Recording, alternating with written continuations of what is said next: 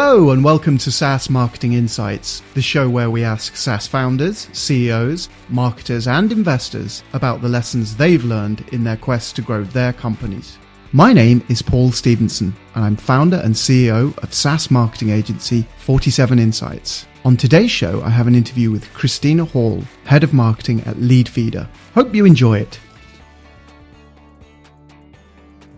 So Christina Hall from Leadfeeder, here in SaaSter in San Francisco, sunny San Francisco. Yeah, it's nice weather. Fantastic weather.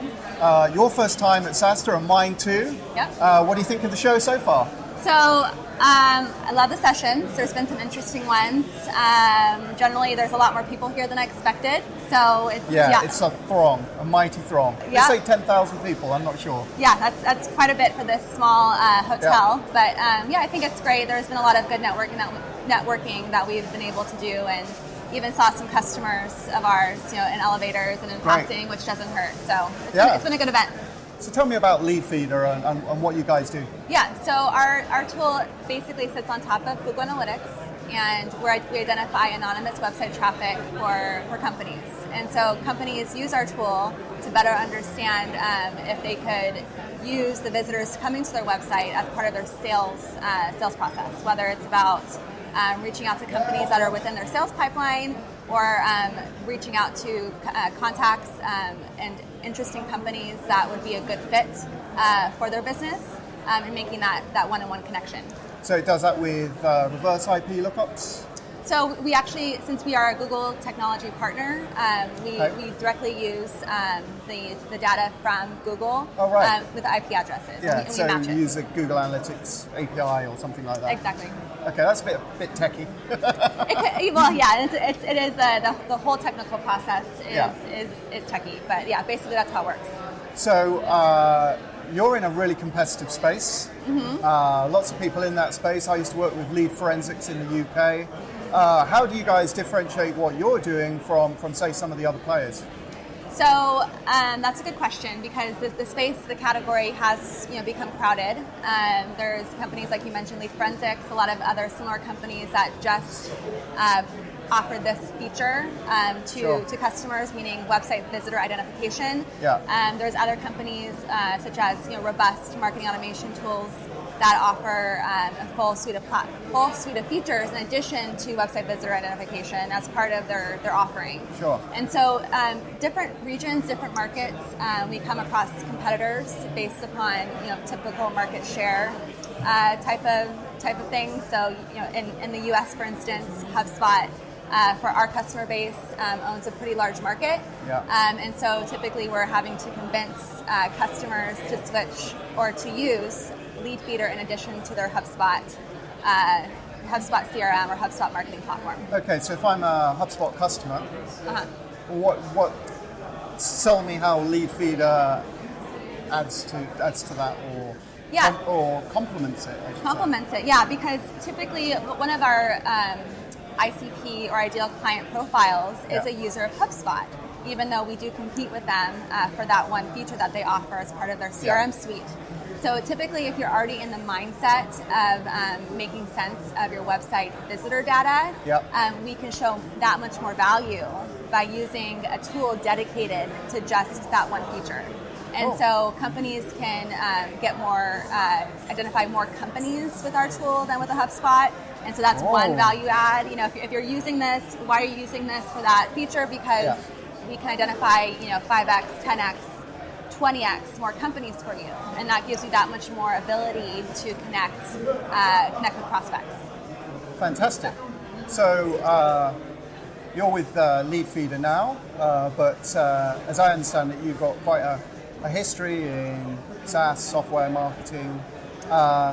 You must have had some things that worked really, really well for you, and some things that bombed terrifically. We don't need to know the companies or whatever, but just interested in in your experience, something that worked well, something that didn't work so well.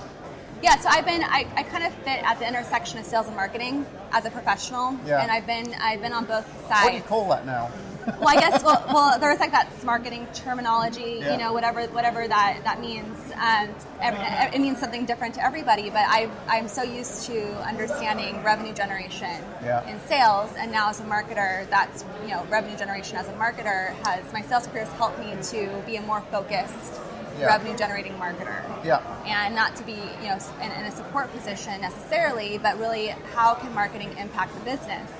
And so that's really, you know, where I fit, you know, as a marketing professional, marketing leader today is that. And within that demand gen space, you know, demand generation space, sure, done a lot of things that, you know, have impacted the business and a lot of things that haven't.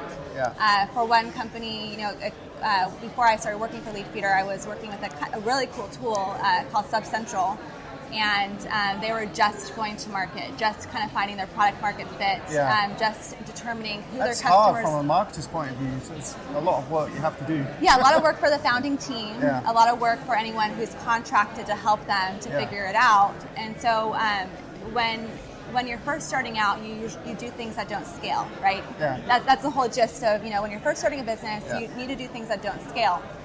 And so the approach for them was to identify, you know, kind of their high value prospects in a direct way, you know, by going out and looking at companies and contacts that fit within a potential ICP, a potential you know, customer profile, and then reaching out to them. You know, very non-scalable methods of email, and then we do some retargeting ads based upon their activity and whether or not they responded to our emails, email campaigns. And this went well. You know, it went. The company was very happy. They were they generated about, you know, 50,000 in pipeline from kind of the sales development effort. So that wouldn't work for Leadfeeder, for instance. You know, we don't place a high contract value. Oh, of course, So you've got different lifetime value to consider, and obviously that means that the activities you're going to do are going to dictate dictate the channels and what we do to generate interest.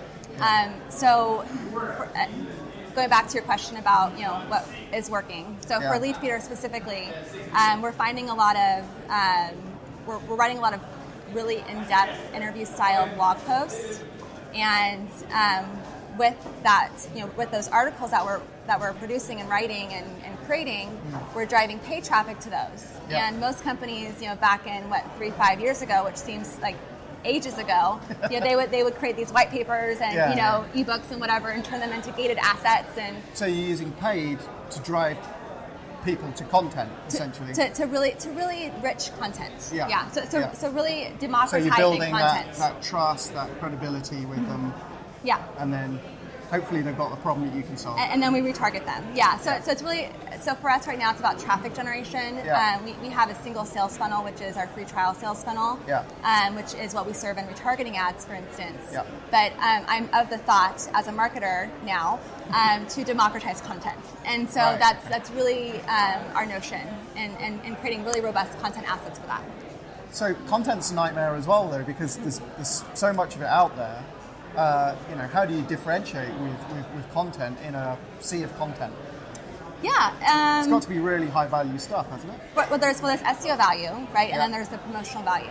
And so there's a lot of new tools now, you know, that kind of help to get traffic, you know, to content that's. What are these new tools? Well, have you heard of Zest? It's a Chrome extension. Right. So you can publish content there, and I actually have a bookmark, or it's not bookmark, but it's the Chrome extension that comes up on your browser window when you open it. So every time I open my browser window, I see this Zest list of other published content there, like tiles. And kid you not, every time I open my browser, I'm like wanting to type in a URL, but my eye catches something interesting, and so I click through. How do you ever get any work done?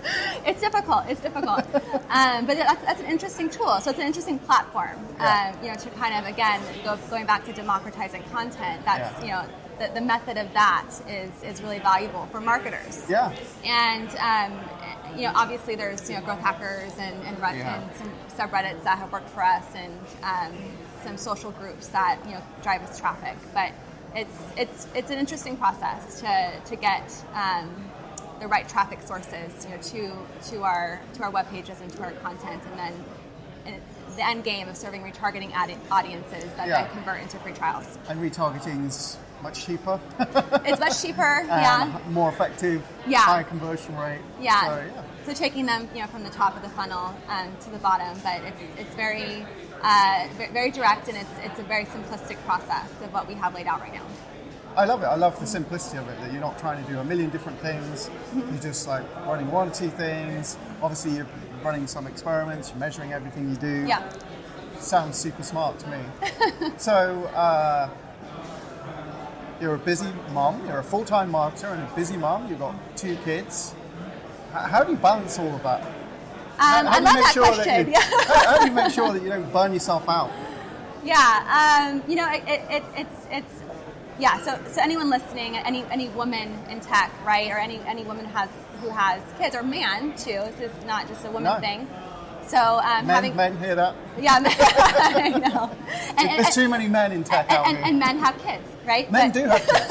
So, it'd be a terrible world without that. Exactly.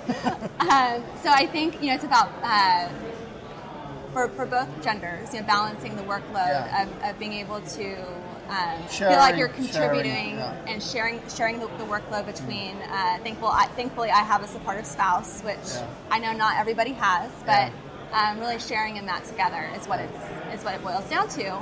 And then you have to kind of draw the line. And so I think I mentioned earlier, we're a remote team, and so I work from home, and sometimes after dinner, I want to, just do something in my office, and I have to, say no, I can't. I have to draw the line and say no. I have to wait until they're sleeping or in the morning, and kind of just focus on one activity and give them 100% in that moment, and whether it's work or whether it's with family. So it's quality work time, quality home time, and just sensibly partitioning the two. Exactly. Yeah. So you probably don't have time to do much else, but how do you kind of relax when you're not either working or with the family? Do you have any time? Well, it's nice to relax with family, right? That's what.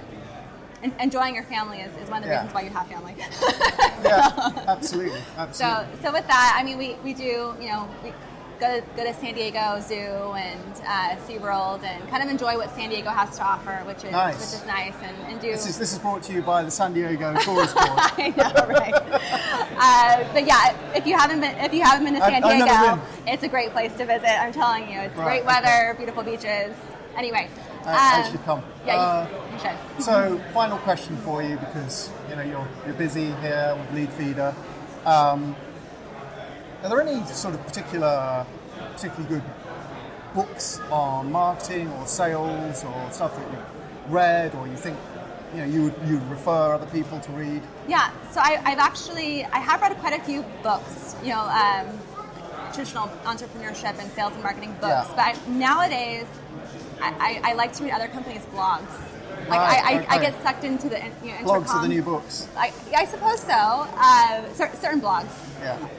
So which blogs? So I was Intercom is one blog that I visit frequently, and every time I visit their blog, I get sucked into something that's like, oh, that's cool. That's compelling interesting. Content. It is, and I guess what they do differently as part of their content process, from what I read on their blog. Which is interesting to me as a marketer, is that in lieu of hiring marketers to run content, they hire actual editorial content writers that can apply an art to content. So versus a content marketing manager type who's really focused on leads or revenue or has some kind of strong KPI goal in mind, which is a goal of content, but that's a byproduct. And so if you find people who can really write good things, understand who it's for, and a good writer is a good writer is a good writer. And that attracts an audience. And so that's just with any content. So I think Intercom, being as big as they are, they can probably do that and not make it as though every piece of content they produce has to have an end goal. Yeah, or be SEO to death. Right. But either way, I think that they're doing a pretty good job when it comes to content. So. Any other blogs? Also been. What about the Leadfeeder blog? Of course. The Leadfeeder blog, yeah. So we are working with an agency right now, Grow and Convert, to help us with those really great interview style articles that we're producing for the blog. Yeah, and they're hard work. Yeah, it's a lot of work. Not the agency, the creating of the article. Right, yeah. So the workload has been passed to them mostly for the production end of it, which has helped us. But we're pleased with the quality of what they've been producing. Drift is another company that I admire in terms of the content that they're producing. Yeah, they're very much conversational marketing and very transparent. Yeah. And they're killing it out there at the moment in terms of marketing and going out there with a different tone, fresh. Yeah, positioning. Approach. Yeah, it's cool. Yeah. Christina, thank you very much for your time. It's been great. I really appreciate it. Thanks. I hope you enjoyed my conversation with Christina. For more info on Leadfeeder, please visit www.leadfeeder.com. Next week, I'll be talking with Sarah Bird, CEO at Moz. For more info about this show and to get our links to iTunes, Google Play, SoundCloud, Stitcher, and YouTube, please visit www.47insights.com/podcast. And if you have any SaaS marketing insights that you'd like to share on the show, get in touch via that page. Until next time.